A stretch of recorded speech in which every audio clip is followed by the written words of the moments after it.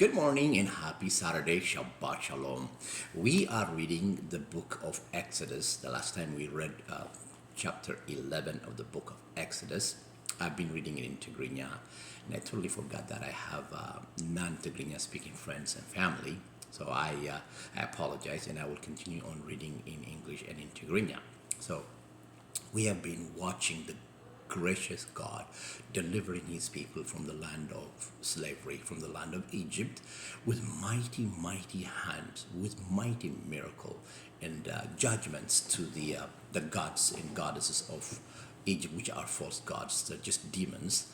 And God has been mocking the so-called gods by performing miracles, the miracle of changing water to the blood, which is mocking the god of Nile, whom they were worshiping, as they think that the, how stupid can that be? How people can be thinking of the Creator in terms of creation. And then he did a miracle of frogs. They were worshiping the goddess Heket, which was had a face of frogs, and God sent frogs all over Egypt. And then he sent lice, and then he sent swarm of flies. They were worshiping the. Can you imagine people worshiping the fly, the god of fly, Beelzebub? How based can the human mind be? That's what happens when you don't think of the Creator and you think of the creation, glorifying the creation instead of the Creator.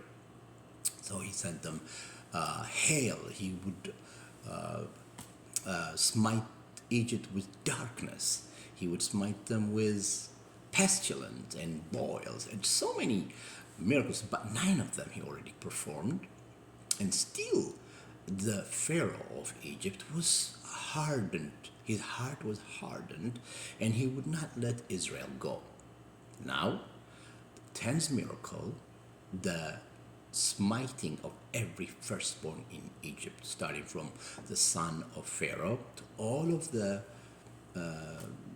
animals and every human being that is in Egypt lost their firstborn. And then the people of Egypt said, let these people go. Because don't you understand that Egypt is about to be annihilated? Because they accepted that their gods are just false gods. And the only true God is the God of Abraham, Isaac, and Jacob. They said, their God is God. He demonstrated his power. And we will see in chapter 12 how phenomenal miracle is going to take place. Actually, let me read in chapter 11, verse 1. It says, and the Lord said to Moses, yet will I bring one more plague upon Pharaoh and upon Egypt. Afterwards he will let you go. Hence, when he shall let you go, he shall surely thrust you out of hence altogether. And Moses said, thus says the Lord, about midnight will I go out into the midst of Egypt, and all the firstborn in the land of Egypt shall die. From the firstborn of Pharaoh that sits upon the throne, even to the firstborn of the maidservant that is behind the mill, and all the firstborn of animals. And there shall be a great cry throughout all the land of Egypt, such as there was none like it, nor shall be like it any more. So God is telling them, he is going to send pestilence. This pestilence, this judgment is like no other. I will destroy every firstborn.